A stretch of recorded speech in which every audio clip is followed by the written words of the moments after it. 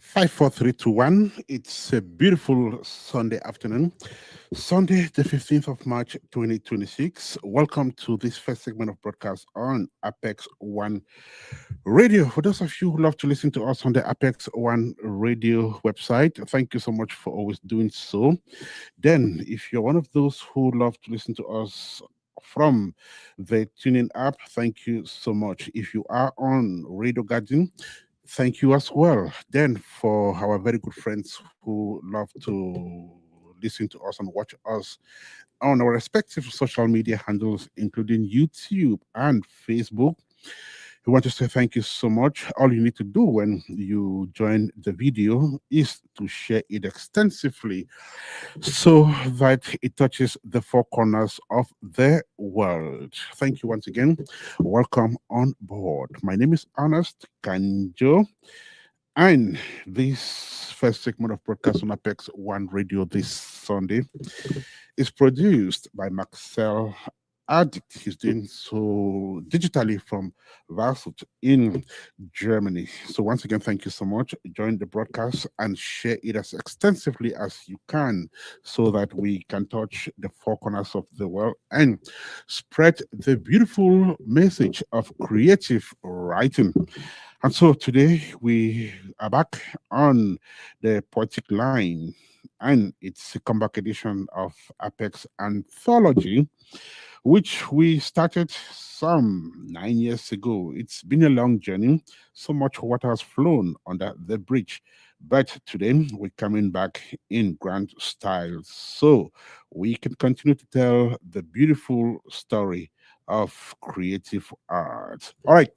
Thank you once again. Keep sharing the video as you join the broadcast extensively. And we will continue to do that from this end as well. It's a beautiful package for you this Sunday afternoon, a package you would not afford to miss. And we want to thank you so much for your time. We want to thank you for your fidelity over the years. And of course, for every good thing which you have done for this beautiful station. Keep sharing the video as you join it, and welcome on board as we prepare to deliver the beautiful package which the Apex Anthology team has prepared for you this Sunday afternoon. It's exactly 12 minutes past 3 here in the studio of Apex One Radio, same time in Toledo, same time in Cincinnati, same time in Cleveland, and of course, same time in Canada, hopefully. But in Cameroon, and precisely at the banks of the Atlantic Ocean in Victoria, it is exactly 12 minutes past 8. All right. Thank you. Sit back, relax, and of course, enjoy every bit of what we will be presenting to you this Sunday afternoon. I am not alone. I am with the Apex Anthology team. The new face on the show is Tina Nalova, who will be joining us from Canada today. Today she comes in a unique capacity as a poet, guest poet, of course. Definitely down the road, she will change roles on the show. Tina, if you are getting me, how are you today? Good afternoon and welcome to the program.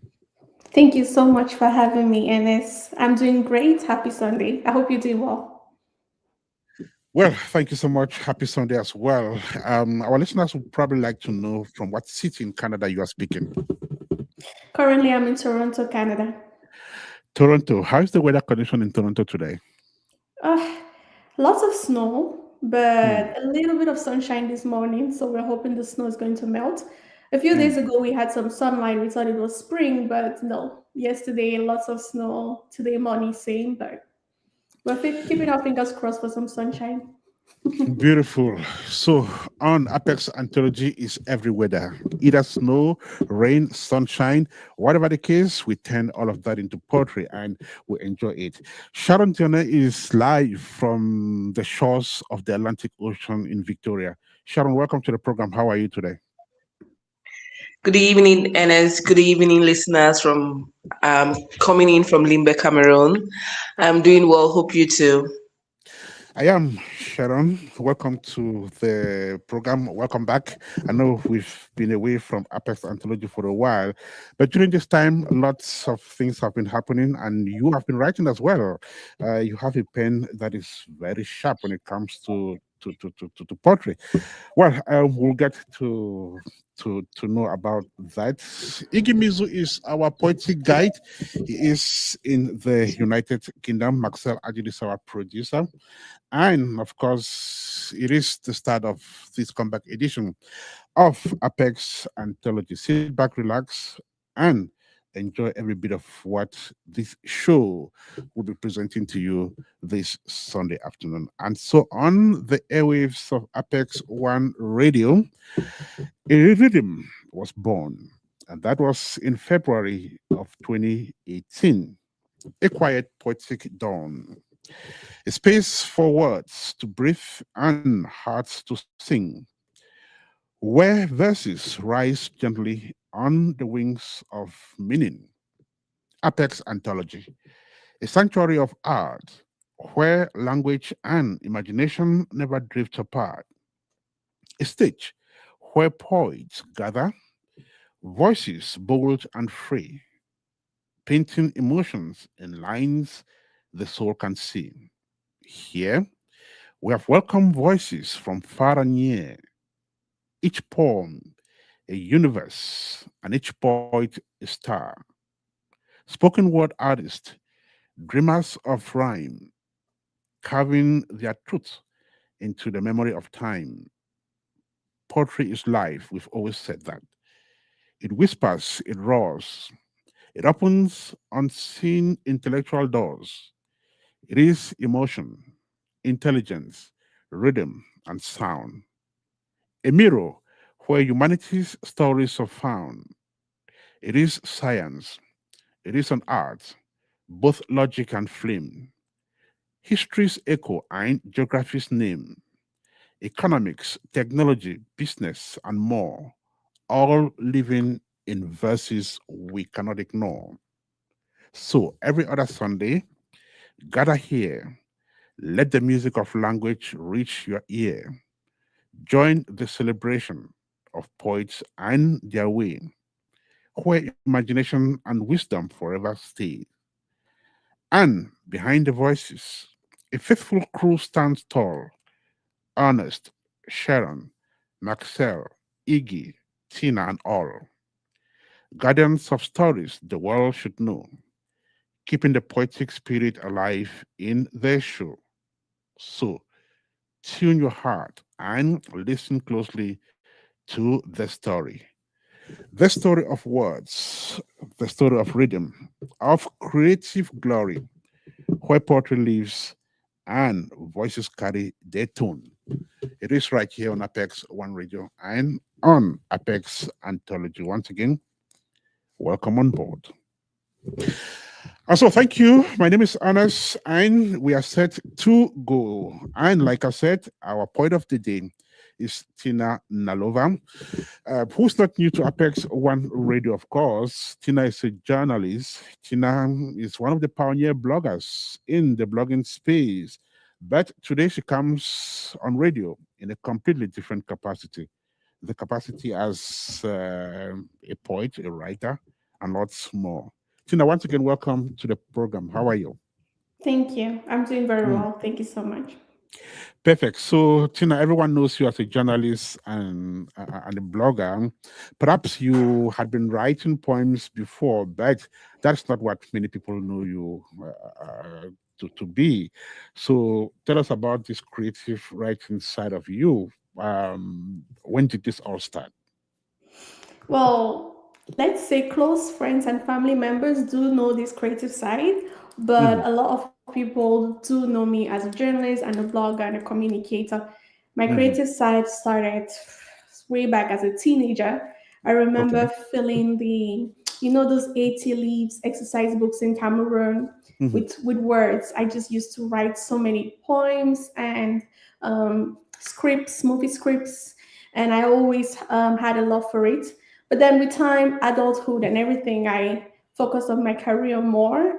mhm, And last year I decided to take it full time, take it seriously, and I went back into the creative field as a poet, a filmmaker, a screenwriter, and Mhm. also a soon to be published author. Wow, that is interesting.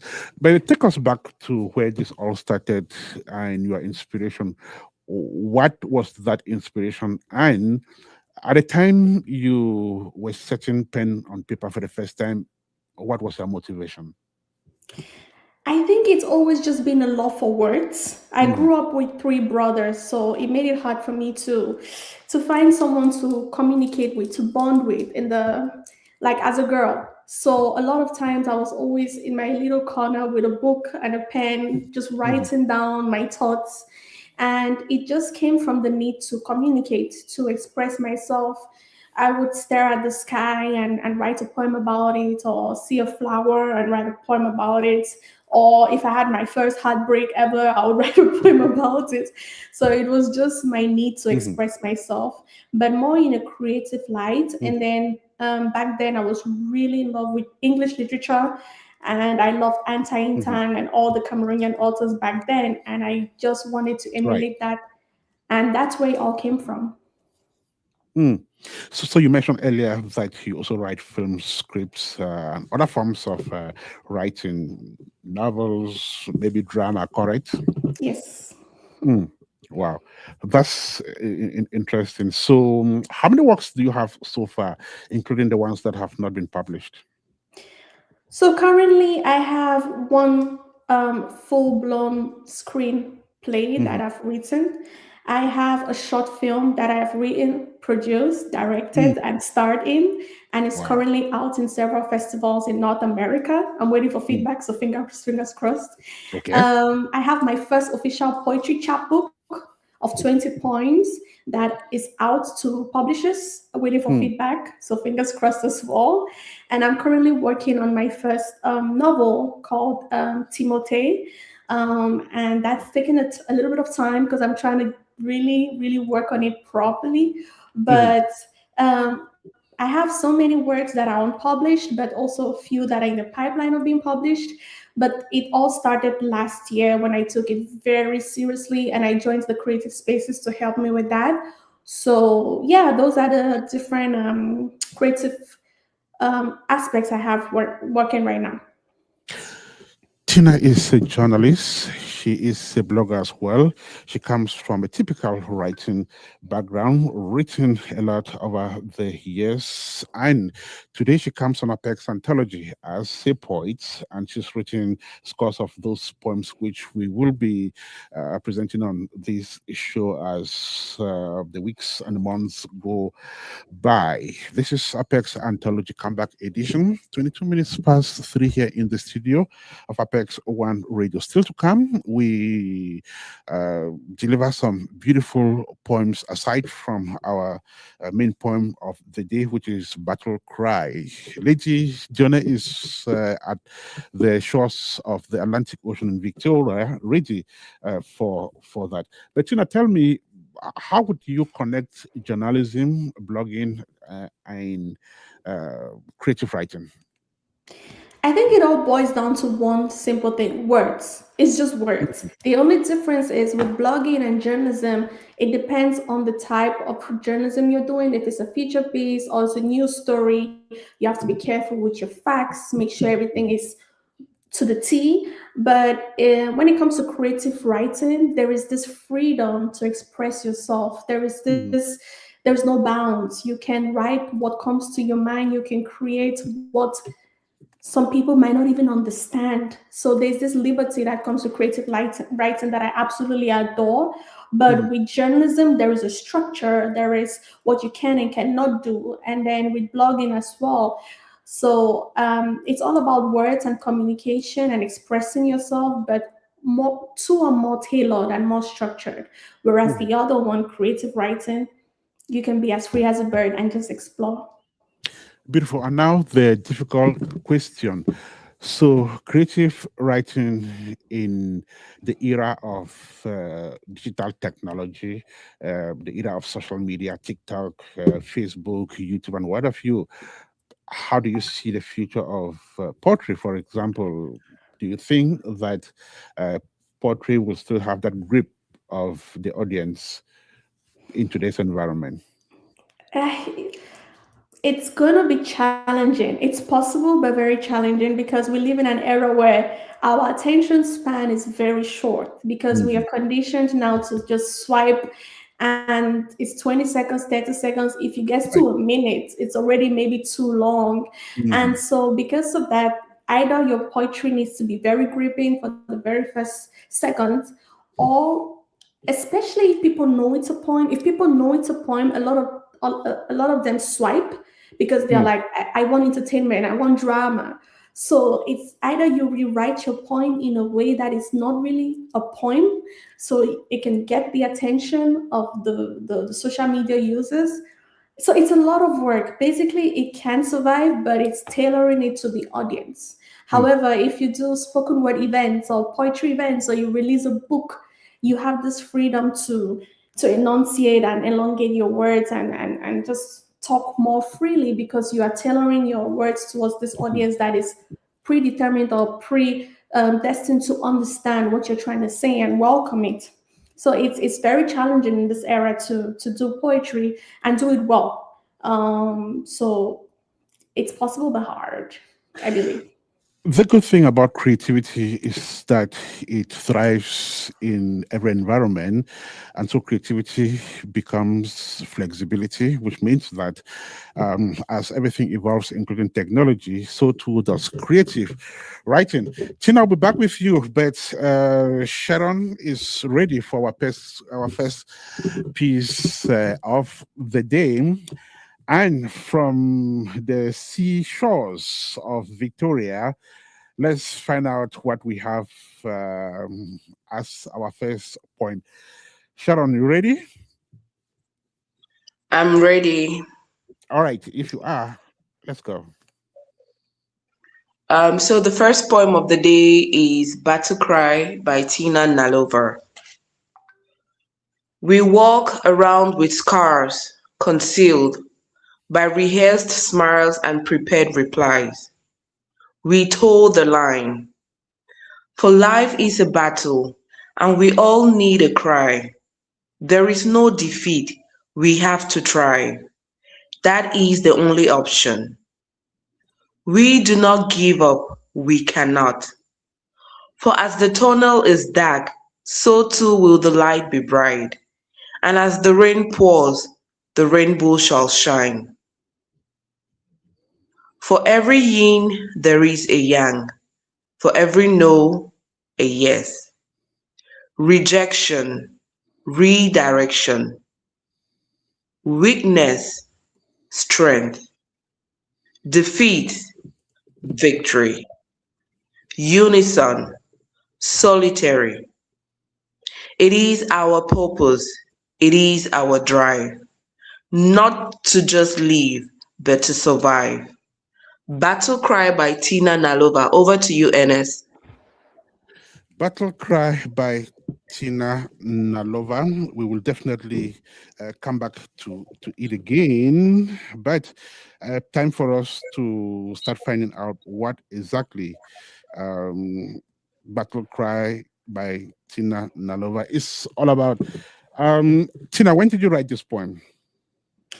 I wrote this poem summertime last year, 2025. 2025. Okay. So what was happening at the time you wrote the poem? I'm just very curious by the title, Battle Cry. Who's crying? What battle are you talking about? Well, the honest truth is, a lot of us are predetermined or predestined to put up a facade that everything is going well. Mhm. So it came up in a time in my life where I was talking to a lot of friends, and a lot of times when you ask someone how you doing, their default answer is "I'm great," and you. But for this conversation with a friend, we got deeper and I realized that they were going through something, and a lot of people go through things but we Mhm. conceal them. So that's why we start off strong by saying we walk around with scars but they are concealed by rehearsed smiles and prepared replies, because we already have this default answer of, oh, I'm great and you, but sometimes we're not great. A lot of times we're not great. A lot of times we're dealing Mhm. with something. Hmm. Wow, that's interesting. And so, how long did it take you to complete the poem? It took me a night, one night. One night. Yes, a lot of times my inspiration comes on its own. I really don't like to force it. Mhm. It's triggered by emotion. So if I'm feeling something, I just scribble it down real quick or write it down on my phone notes app. So it was just one night because it came after a conversation with a very close friend over the phone, and I just had to use it as a channel to communicate how I was feeling. Wow, that's interesting. We'll come back to that poem, perhaps line after line, to get a deeper meaning of it. It's our poem of the day, "Battle Cry" by Tina Nalova, who incidentally is the main poet and guest poet of this comeback edition of Apex Anthology on Apex One Radio. But let me find out from you before we even get there, Tina. How would you classify your poetry? I know we have lyric poetry, there is narrative poetry, dramatic poetry, free verse poetry, slam, or spoken word. Where do you belong? I think I'm a melange of a free verse poetry and a little bit of lyricism as well. Mhm. But it's also great if my poems are spoken. So I think I excel well in the spoken word arena as well. Because Mhm. when I perform them, the emotional side of it comes out very well. I think the themes that revolve around my poems are a little bit dark. I talk a lot about pain, survival, Mm. endurance. I talk about death. I talk about loss. But above all, I also try to talk about hope. I talk about things that they can get better. So it's like a stark contrast between darkness and sunlight. That's why Mhm. maybe I'm going to getting ahead of myself, but my very first poem that I wrote when I got back into the creative space was Scars and Sunlight, talking Mhm. about pain and the sunlight that comes out of it eventually if you just hang in there. Hmm. Wow. Okay. That's beautiful. This is Apex Anthology on Apex One Radio. We are live from the United States of America, and our guest poet is Tina Nalova, and our main poem for the day is Battle Cry. We will come back to that poem. Maybe time for us to go back to Victoria and pick one other poem from Dion's anthology, savor it before we come back to our main poem of the day. Sharon, are you there? Present, Ernest. Okay, so let's see what else you have in your poem basket. Thank you. So this is a poem by me. Language is. Mm, Language is the expression of a thought or feeling. It is the joy behind sense and how it makes us sit on the throne of importance. mhm, Language is the explosion of taste buds when we eat or drink. It is the way our bodies move when we listen to music. Language is the combination of elements with breath being its soul. Language is about a people, a place, and era. Language is my daughter smiling when she sees me and stretching out her hands to be carried. Language is a farmer who cannot write or read, but understands the mystery of earth and the growing of food. Or a dancer who understands the rhythm of a drum. Language is when a Bakwarian proudly wears his sanjar and her kaba. Language is an identity. Picture a Yoruba man in his three-piece agbada with a blend of funfun and pupa, a sweetness of royalty and splendor. Or a Ghanaian in kente, polished with gold accessories. Language is a Maasai man dressed in fine beads and makeup, waiting to be chosen from a long list of men by a Maasai woman. or a woman from Soweto dressed in her baga and her breasts all out saying, I love my body. I am not ashamed to carry her proudly. Language is, was, and when. Language is spoken and unspoken. When we hear names like Mbolo Mbwe, Batibisong, Chinua Achebe, Ngozi Chimamanda, Conrad N. Riza Foletia, Titi Lope, we see literary expression at its best. Language is when you visit a desert and you are welcomed with hot, dry, and harsh winds, with a scorching sun ready to roast your flesh. Language is Mount Fako bleeding lava from her womb as a sign of death and rebirth, a message the gods sent to tell of the earth evolving. Language is the harmony and balance of all there is. Language is you, me, the universe, expressing ourselves in every way and form. Language is by Sharon Jenner. Over to you, Ernest. Thank you so much, Sharon. That was a beautiful one there. Language by Sharon Jonah. You listened to that piece by Sharon Tina, and what caught my attention was she actually used the language. I got Kente, I got Yoruba, I got Mbolo, that depicts exactly what she's talking about. Tell me, what considerations do you have, Tina, when you're using language? Do you um, find yourself using maybe a mother tongue at times in your writing? No, I haven't had the opportunity of using my mother tongue, which is Bakure, in my writing, but I Mm, have in my prose, in my novel I'm working on. When it mm, comes to poetry, I use a little bit of French, but mostly English. But mm, if I could just add something about Sharon's poem is initially when I heard it, I thought it was the literal language she's talking about, but I think she talks about even the metaphorical language and just, okay. for example, when she says Mount Fako Mm, bleeding from her womb, the lava, that's perfect imagery. That's perfect explanation of what language is as well. So it's not the mm, actual language, English and French or whatever. It's more of like the visualization as well of things, mm. metaphors, descriptions. And I think that was very beautifully well written. Beautiful poetic appreciation there. Sharon, thank you so much. I'm um, getting back to you, Sharon, again, because we have to come back to Battle Cry, the main poem of the day. Sharon, are you there? Present, Ernest. All right. So let's take it all over again. Battle Cry by Tina Nalova. Let's go. We walk around with scars concealed by rehearsed smiles and prepared replies. We toe the line, for life is a battle, and we all need a cry. There is no defeat, we have to thrive. That is the only option. We do not give up, we cannot. For as the tunnel is dark, so too will the light be bright. And as the rain pours, the rainbow shall shine. For every yin, there is a yang.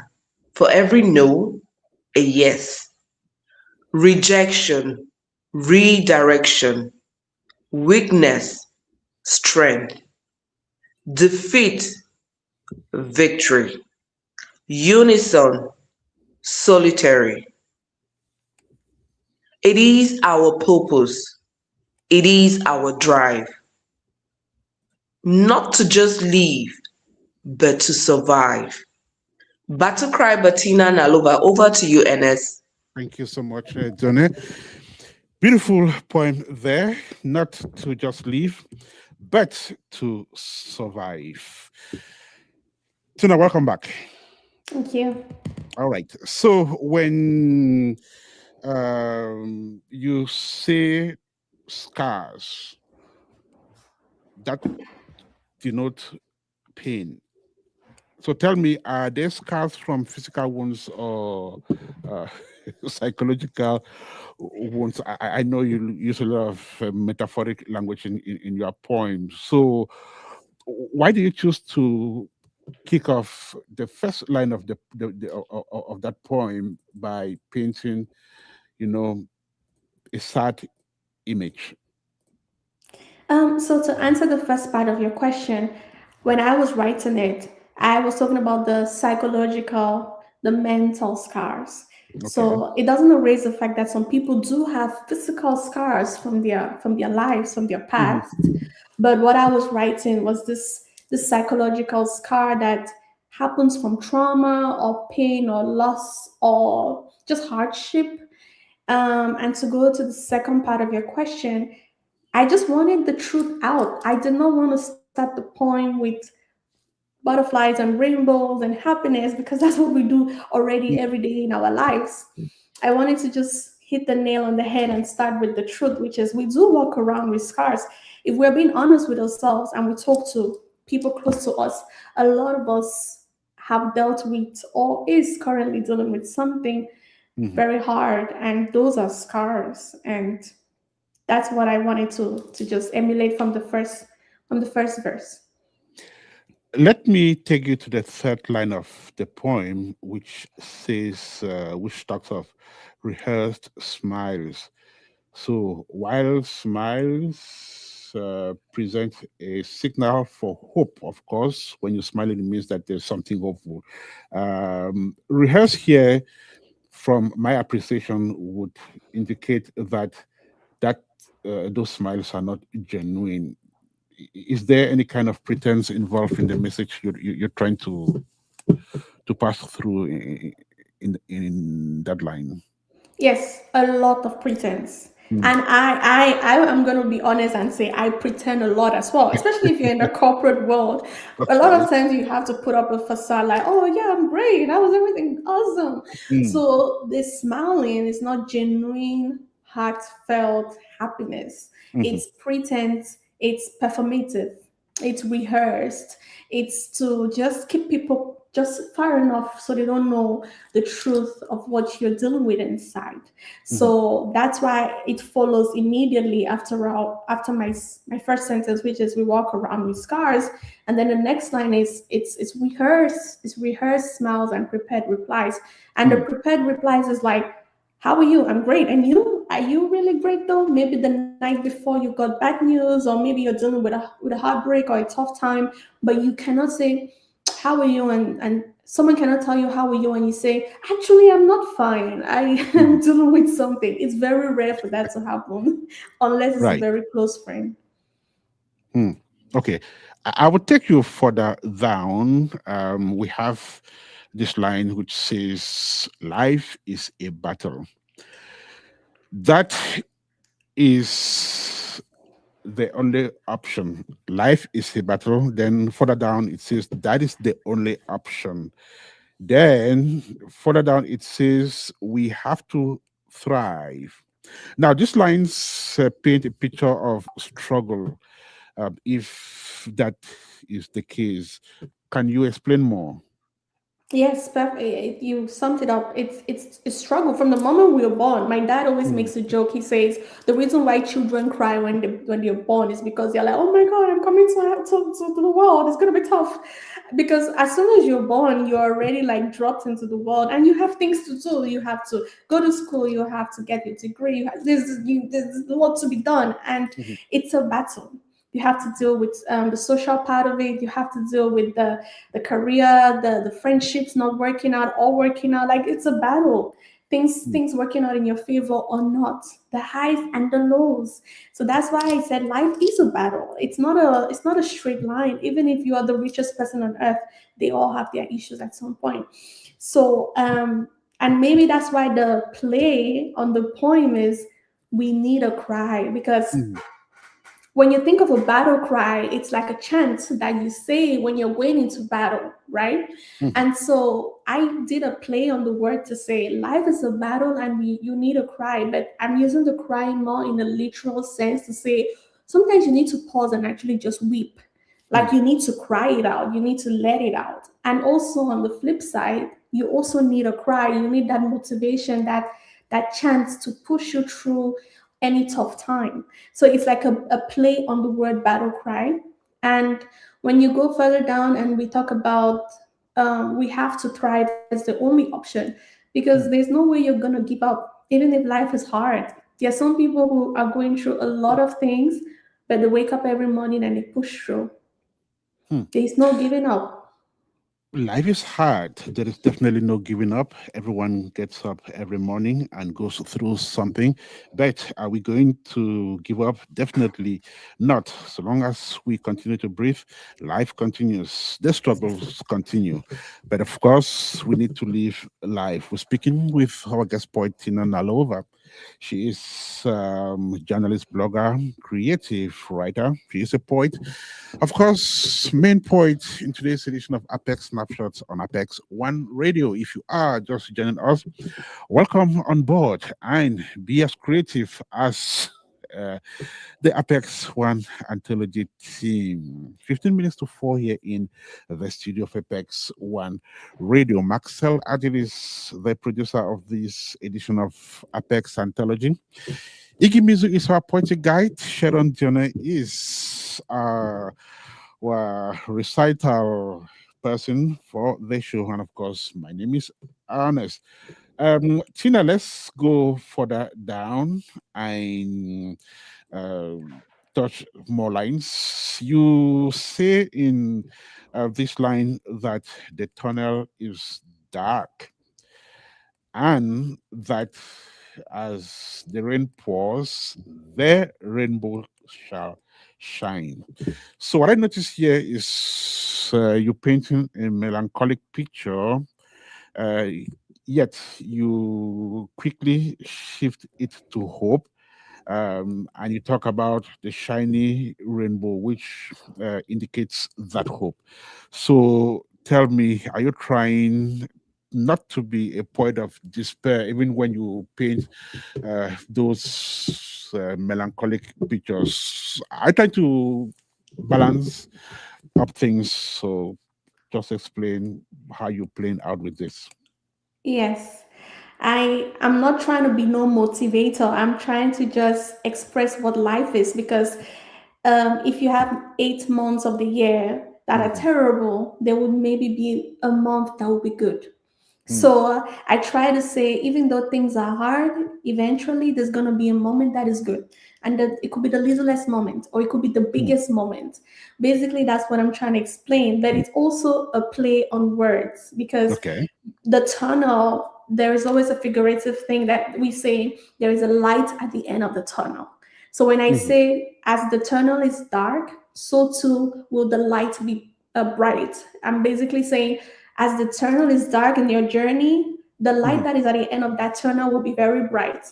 And as the rain is pouring, because we know with every rainfall, or majority of the time when rain pours, there's a mhm, torrential rainfall, there's always a rainbow, or mhm, maybe a double rainbow that comes out. So that's why I do the play on the words, the rainbow shall shine. mhm, But like you said, it's also to just juxtapose and compare both scenarios to say there is a tough time, but there'll be a better time. mhm. Yin and a yang. So that's what I was trying to express. Hmm, beautiful.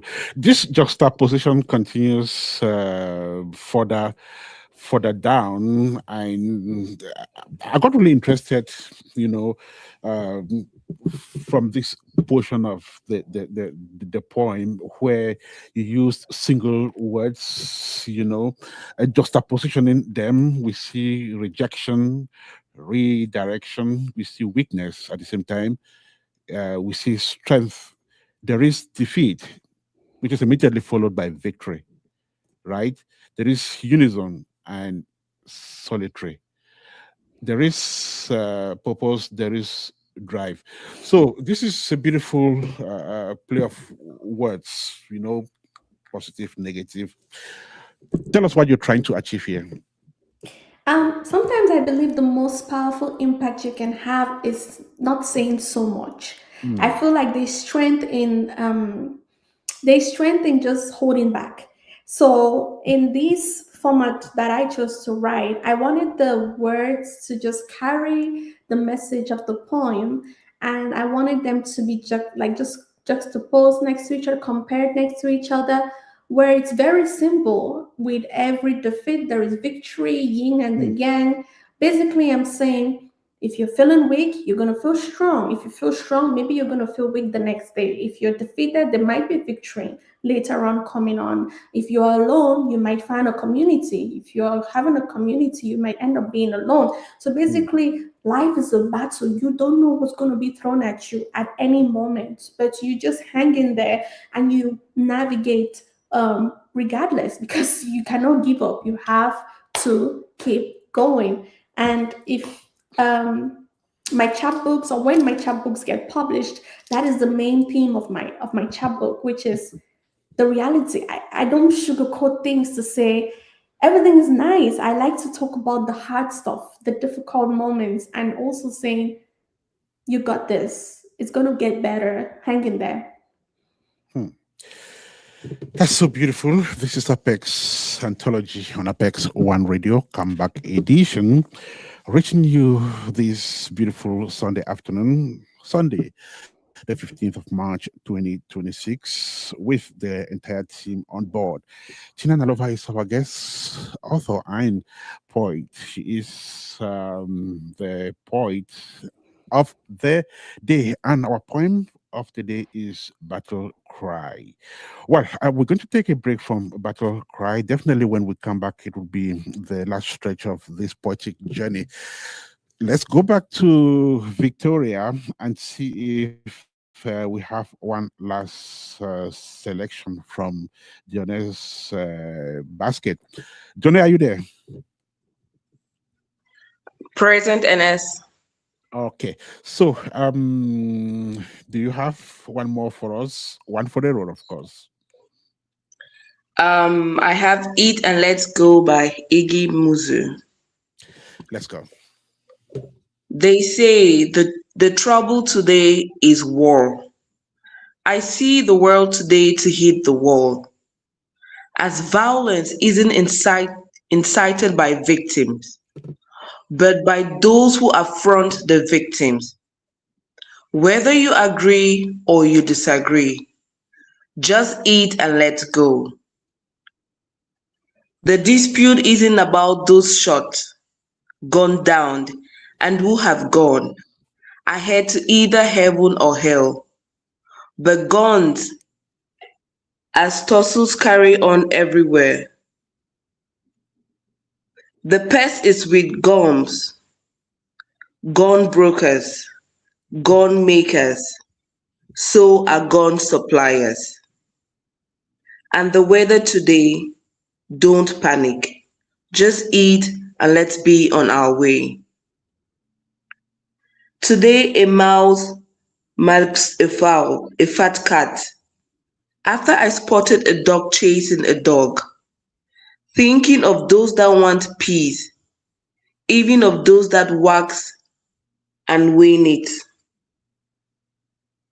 When off stage, they are playing games. They are traitors like traders of guns.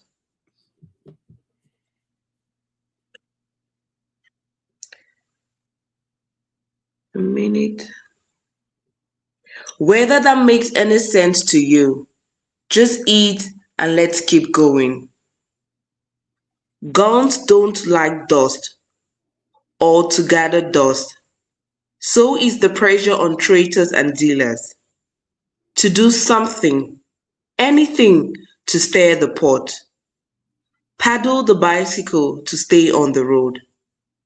Whether that is just too much for you and whether I addled you to aim at me. Just eat with ease as you are here to eat. And let's all hit the road running. Eat and let's go by easy. Over to you, Ernest. Paddle the bicycle and stay on the road. Beautiful poem there. Thank you so much, Sharon. That was our last aside poem for the day. Back to Tina. our main guest and guest poet for the day. Tina, who can read Battle Cry?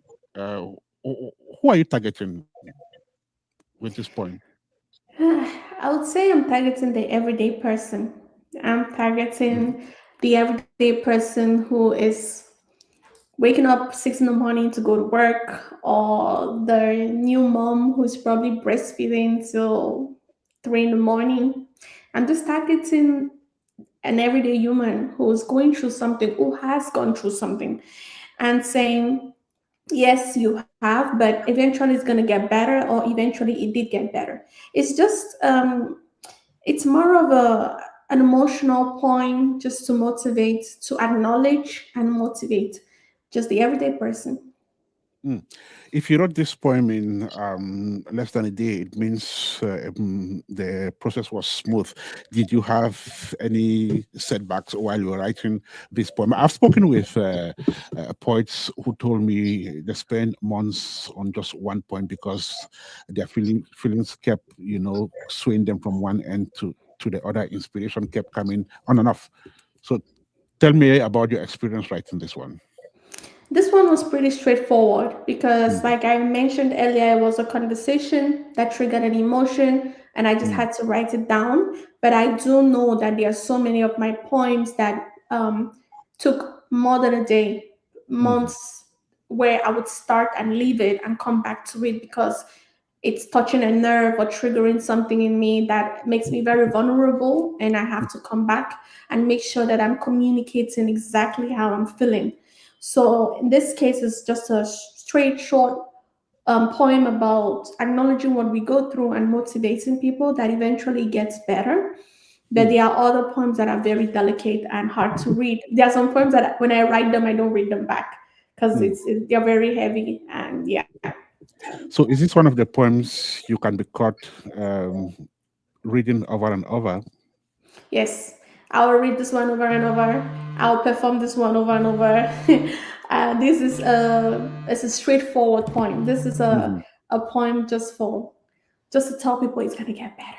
But then there are other poems that are very close to home that talk mm. about my personal experiences that make it very hard to read again. And each time you go through the lines of this poem, do you feel satisfied? Do you think that you accomplished your goal for writing it? Hmm. That's actually a very good question. I don't know about Sharon, but I feel like as a creative, we Mhm, have this little thing with ourselves where we always feel like, well, I'm gonna speak for myself, where I always feel like I've not given it my all. Like there's mhm, this thing about being a creative where you're like, okay, is it good enough? Is it well written? Is it communicating the emotions that I really want to express?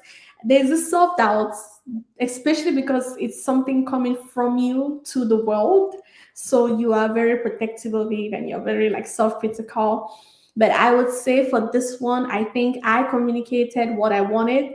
I hope that it came across that way and people feel what I was feeling when I wrote it down. But yeah, with creativity, there is always that. Did I do well enough? Even when you make your movie or publish your book, there's always that. What right. if? Mm-hmm.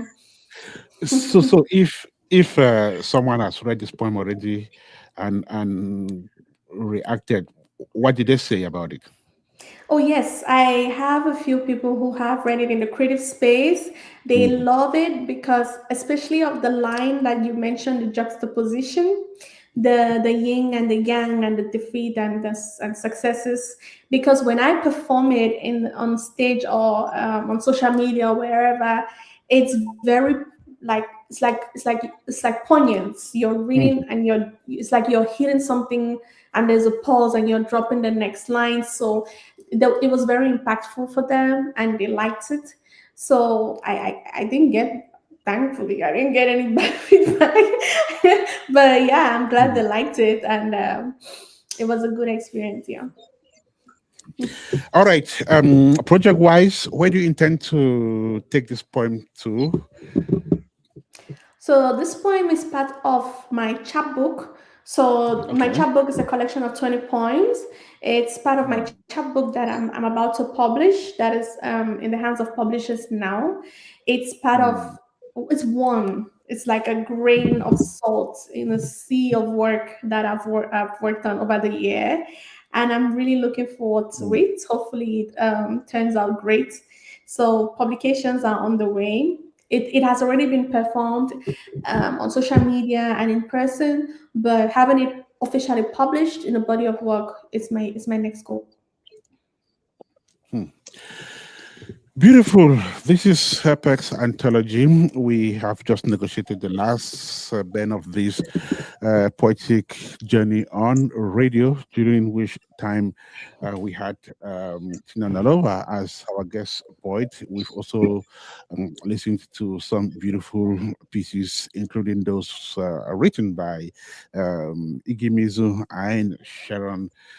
Dion. Well, this is definitely all we had for you for this comeback edition. We're just trying to test the waters for this week. Definitely, we will do much better in the next edition, hopefully, in the fourth night.